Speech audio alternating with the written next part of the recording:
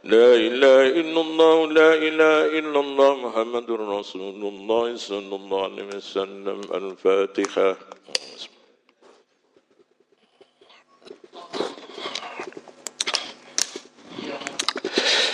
Alhamdulillahirabbil alamin. Jamaah ingkang kula hormati, nuwun sewu Ustadz Salim, Ustadz Haji Salim kebetulan juga hadir di sini. Mohon koreksi. Jamaah ingkang kula hormati, saya akan juga menyampaikan beberapa hal walaupun toh ini sudah sering disampaikan oleh para mubaligh, para kiai, ya, para khutbah yang disampaikan juga untuk kepentingan ibadah kita kepada Allah maupun juga kepada manusia, di mana ibadah ini, kegiatan ini mudah diucapkan, tapi sulit untuk dipraktekkan. Dan ini terjadi dalam hablum minallah wa hablum minan nas. Masya Allah, mungkin ini sebagai koreksi terhadap diri kita, termasuk sing ngomong iki ya melakukan sesuatu yang seharusnya tidak boleh dilakukan. Yaitu Rasulullah pernah bersabda yang dilewatkan beberapa perawi maupun juga sanad tidak saya sebutkan. Gimana Rasulullah matur, akhwafu ma'akhafu alaikum syirku asy'ur. Diucapkan sing koyo ngene iki jamaah, saya khawatir atas kamu itu adalah syirik kecil. Syirik kecil tidak nampak saking halusnya, dan setan itu selalu mengikuti supaya kita melakukan syirik-syirik seperti ini jamaah. Sampai sahabat tanya, qala ya Rasulullah wa ma syirku asyghar. Nyapa niku ya Rasulullah, syirik kecil niku Arya, riya jamaah, riya. Dalam riya ini tidak lepas dan menyangkut masalah keikhlasan kita. Tidak terasa yang itu akan merusak amal ibadah kita. Gak peduli itu kiai, gak peduli ahli kitab, gak peduli itu imam atau makmum, tidak terasa kalau kita melakukan keriaan ini jamaah yang dimuliakan oleh Allah. Riya satu amalan, dan amalan ini bukan karena Allah, tapi karena maksud-maksud lain. Nanti saya jelaskan jamaah ini. Yaqulullahu ta'ala lahum yawma yujazil ibadati bil a'malihim. Takun nanti di hati pembalasan itu Allah berkata kepada mereka semua, idhabu ilal ladina kuntum tu'aruna lahum fid dunya fanduru. Fid dunya dalam arti melayu para nano wong sing awamu kira-kira kabeh kudu ibadah gak karo aku, tapi kepada orang-orang yang ada di dunia. Fanduru hab tajiduna indahum khairu. Delok. Kalau kamu melihat orang yang pernah dalam arti kebaikan karena dia, ada apanya dia? Nanti dia akan ditanyakan itu. Contohnya syirik kecil jamaah yang dimuliakan oleh Nang terasa. Kita itu pada saat melihat ada orang meninggal dunia, kadang-kadang muncul gak enak aku, gak takziah, gak enak sampai keluargai, sungkan aku karena sungkannya, karena masih ada rasa bersahabatan, bukan atas perintah. muncul itu. Ngaji seperti ini barangkali aku lho gone ngarep nek gak melok ngaji sungkan aku mbek Pak Zainal sampean kunyan mbek Kusaini. Ini akhirnya jalu ono Kusaini jane sing kok sungkani kata begini. Sepele jamaah yang dimuliakan oleh ini. Jadi orang mau mati melo, apalagi datangi orang takziah mungkin dengan bawa oleh-oleh, ngetok-ngetok nih. Jadi lo ropos sih, kok mati nih. Padahal ingin mari kepethuk aku, mari ngomong mbak aku. Tapi intinya bukan tanya itu, intinya duduk no awak iki, cek ketok nek ngelayat. Soalnya apa? Keluarganya masih bisa jabatan dengan baik dengan saya. Masya Allah. Jemaah yang dimuliakan oleh Allah. Kadang-kadang kita melihat juga pada sholat Jumat. Berapa hari yang lalu ada tanya orang tanpa Jumatan. Baji, dos bundi. Jamaah kados ngoten niku. Maksudnya sudah mulai ada khutbah berdiri khutbah, dia datang di tengah-tengah sholat sunnah.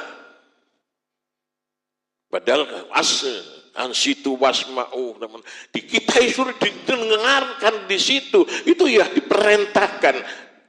Sedangkan sholat sunnah bisa kita khusyuk dalam sunat itu, saya yakin sulit untuk khusyuk.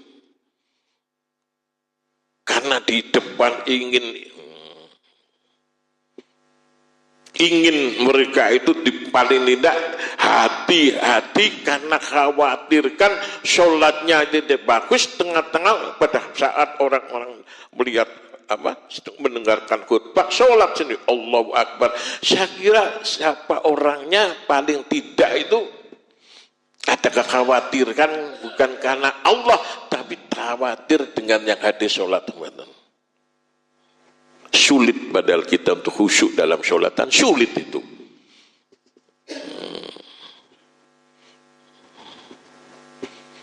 Maka saya cocok juga senang melihat takmir masjid meletakkan pada amal di sana, kotak amal di sana. Itu fungsinya saya yakin barangkali supaya mereka itu yang sedekah mengeluarkan amal untuk kepentingan masjid tidak diketahui orang lain. Kadang-kadang kalau kita itu tidak sadar, sok-sok hati nurani yang salam dalam, fikri wa qalbi wa jasadi kita ini memunculkan dengan bahasa pribadi yang ingin dipuja orang. Khawatir juga kita kalau tidak masih amal kotak yang dilewatkan depan sungkan. Sehingga bahwa bukan kita suudan terhadap begitu, kotak dikelilingkan, ngisi. Sebetulnya walaupun tidak di sini di kotak keliling, kita kan sudah disiapkan kotak yang besar-besar pojokan, ya dimasukkan di sini itu. Bukan kelilingnya itu. Padahal pada keliling itu kan lihat, masih dilihat orang. Padahal diperintahkan kita supaya ikhlas dan tidak sampai juga ketahuan orang kan begitu. Ibaratnya kita masukkan tangan kiri, tangan kanan kiri tidak bisa kelihatan jamaah. Inilah sesuatu yang kadang kirang itu terbawa kita ada keriaan dalam melaksanakan ibadah. Ini sulit. Bukan kita seperti saya di depan ini pinter, enggak. Siapa yang dipermaca bukan pinter, enggak. Amanah dari Allah yang diberikan kita, diberikan mungkin Ustaz Salim, itu berat. Kita disuruh menyampaikan sesuatu yang bagus, khawatir nih tanggung jawab ini. Untuk betul-betul ikhlas itu tidak mudah. Juga pengkhutbah demikian. Bagaimana khutbah kita supaya diterima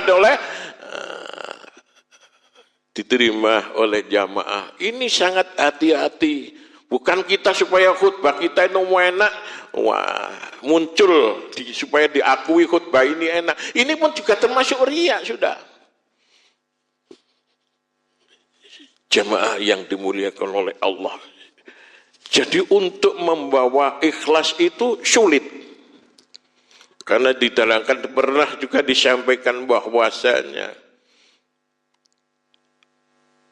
ikhlas itu ada 3. Tinggal pilih mana yang 3 ini yang kita ini bisa melaksanakan. Yang pertama adalah ikhlas abidin. Ikhlasun abidin adalah perbuatan seseorang yang masih mempunyai harapan dari Allah Subhanahu wa taala. Harapan apa? Harapan supaya kita ini nanti masuk surga, supaya tidak dimasukkan dan neraka. Ini harapan, ada harapan. Nah, Anda bisa memberikan bahasa ini menerangkan bagaimana angan-angan seandainya Allah tidak membuat surga dan neraka. Karena digolongkan surga dan neraka termasuk makhluk. Apa kita tidak sholat? Apa kita juga supaya tidak masuk neraka tidak sholat? Maka tidak gampang mengucapkan kata-kata, oh kamu nek gak sholat mlebu neraka, mlebu swarga. Nek sholat mlebu swarga, nek gak sholat mlebu neraka. Neraka wong itu loh.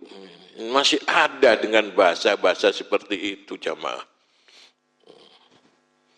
Maka dari itu perlu kita introspeksi terhadap diri kita ini, Masya Allah. Saya yakin kalau jamaah sholat subuh itu panjangan lebih sepertinya keikhlasannya lebih mantap. Kenyataannya walaupun dalam hati ngantuk-ngantuk merasa ada panggilan adzan ingin mendekatkan diri kepada Allah Subhanahu wa taala langsung berangkat. Bukan karena apa? Merasa ada panggilan ibadah. Inna jinna wal insa liya'budun, karena yang jelas kita ini adalah diperintah urip ini untuk ibadah. Ini kita renungkan, oh sudah sholat, sudah adzan, sudah tarhim. Ya Allah, kita diperintahkan oleh Allah untuk ibadah. Berangkat bukan karena siapa-siapa, mandi langsung berangkat, iktikaf di sini. Nah, Masya Allah, itu sulit juga itu. Yang kemudian yang kedua, ikhlasun muhibbin. Ikhlasun muhibbin ini sepertinya mereka bisa masih tepuk dada. Dalam arti sudah melaksanakan ibadah karena Allah, masih ada kebanggaan terhadap dirinya. Koyo-koyo kula saged ya Allah ngelampahi niki. Salat tahajud, salat witir, jamaah, bangga terhadap dirinya sendiri, cara bangga terhadap Allah. Ada dalam ini muhibbin jamaah.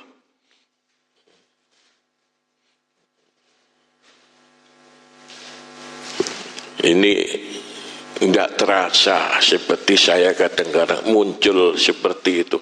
Alhamdulillah, alhamdulillah ya Allah, kula tasih sakit batin ini bisa ngelampahi sholat sunat.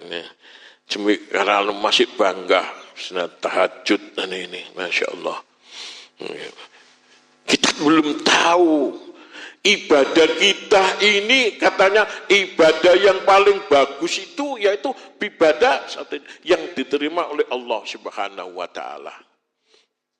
Kita tidak tahu jamaah sholat kita ini diterima oleh Allah. Kemudian yang ketiga adalah islahul arifin. Ini orang-orang yang ikhlas menjalankan ikhlasul arifin itu tidak ada harapan surga atau neraka. Memang jelas ini karena perintah dilaksanakan. Jadi ada yang mengatakan ikhlasul arifin ini ikhlas di bawah ikhlas. Sulit. Mungkin barangkali kita mencontohkan terhadap perilaku kita yang sering kita lakukan. Nuwun sewu, jenengan kalau meludah itu mungkin ikhlas. Berarti tidak ada ditanyakan Aku mangidu mana di tuku nggak ada. Saking ikhlas itu oleh demikian. Dan seperti ini barangkali suatu gambaran kecil. Jadi nanti barangkali kalau sudah dengar adzan subuh dan sebagainya, datang langsung melaksanakan sholat sebagai makmum yang saya jelaskan kemarin itu. Siapa saja yang imami, itu tanggung jawabnya imam. Yang kadang-kadang maaf, bacaan saya kurang bagus, mungkin Pak Haji Salim lebih bagus karena mengetahui bagaimana tajwid bagus itu. Tapi ada keikhlasan tanggung jawab sebagai imam itu tidak mudah. Iya. Digiring oleh apa? Digiring oleh setan kita ini kalau setiap ibadah siap gitu kan. Amal pun juga digiring. Sekarang kita tuh ikhlas, mungkin besok 10 tahun lagi kita tidak tahu keikhlasan kita itu. Ikhlas, bantu tetangganya, waktu di rumah sakit dibantu. Tapi 10 tahun akan datang mungkin panjenengan yang akan bantu ini minta tolong.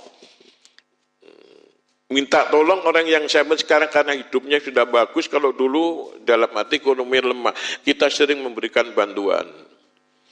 Pada saat 10 tahun panjenengan barangkali ekonominya lemah. Pada saat minta tolong, nah yang kita minta tolong, saya pernah minta kita tolong. Tidak mau, muncul itu undat-undat. Yang bisa merusak amal ibadahnya, sedekah itu pernah nolong. Gak eling awakmu biyen, cek melarate kok. Nang rumah sakit gak iso njaluk tolong aku, njaluk utang duit tak utang, saiki dolek ngene gak kena. Ya, nah, masih undat-undat. Ini merusak itu. Sedikit saya sampaikan ini untuk mengingatkan diri saya dan panjenengan semua. Masya Allah. Dengan bahasa inna sholati wa nusuki wa mahyaya wa mamati rabbil alamin, kaya awak dhewe ku ngibadah miskron Allah Subhanahu wa taala dalaina hidup matina awak dhewe pasarno, tapi dalam kenyataan kita itu salat kadang-kadang masih tidak bisa khusyuk, bukan karena Allah, masih kadang-kadang itu terbawa mungkin pas sholatnya umai morotuwa atau menengi konco, tadi dalam kenyataannya sholat di situ dongengannya kiai kan begini. Dulu ada seorang yang akan juga meminang anaknya, wong emang sing minang bapaknya ahli ibadah, dalam keadaan tidak punya sholat malam mereka itu sholat maghrib, di sebelahnya ada kandang sapi, kerusek karena tidak ikhlas sholatnya. Dia berpikir, aku sholat gak rupanya dideloki mbek calon mertua aku, diintip. Akhirnya sholatnya diapi-api.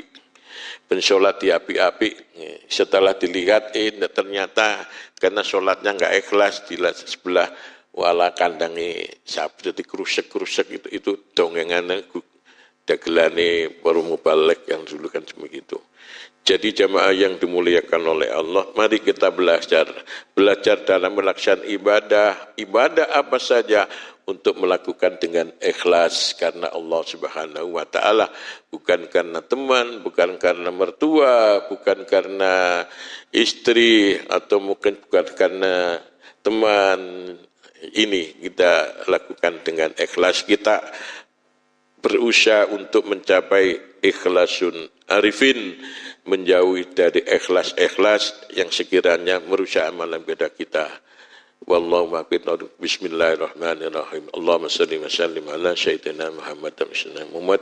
Allahumma ja'al muslimin syamam qadrul alil azim ma kunna qul la ilaha illallah fi hadzal majlis wa syidatan wa rahmatan najatan wa barakatan syamilatan wa syudan wa sayyidina wa habibina wa syafi'ina wa qurratina yuna Muhammadin sallallahu alaihi wasallam arba'atin aimatin wa ulama'i amil wal fuqaha wa muhaddisin wa syamir wa ahli kubur minal muslimin wal mu'minin khususun ila arwahi ahlil kubur para jamaah. Allahumma ja'al fidahum minan nar minan hijaban lahum minan nar. Allahumma ighfir lahum warhamhum wa'afihim wa wa'dina wa la tahrimna wa la tahtimna ba'dahum waghfir lana wa lahum lisabaquna bil iman. Allahumma anta rabbi la ilaha illa anta laka ya Allah ya Rahman ya Rahim ya Karim. Dengan rahmatmu ya Allah, dengan kuasa-Mu ya Allah, para jamaah Yasin ya Allah, dengan kuasa-Mu selamat keluarganipun, selamat rumah tangganipun ya Allah. Tolong kesulitan mereka ya Allah, mudahkan segala urusan ibadah, urusan dunia akhirat ya Allah, dengan rahmat-Mu ya Allah. Jadikan mereka semua ini hamba-hamba-Mu yang nanti menjadi calon-calon penghuni syurga-Mu ya Allah. Ampuni dosa mereka. Rabbana atina dunya hasanah wa fil akhirati hasanah wa qina adzabannar. Walhamdulillahi rabbil alamin. Al-Fatihah. Allahumma syukran.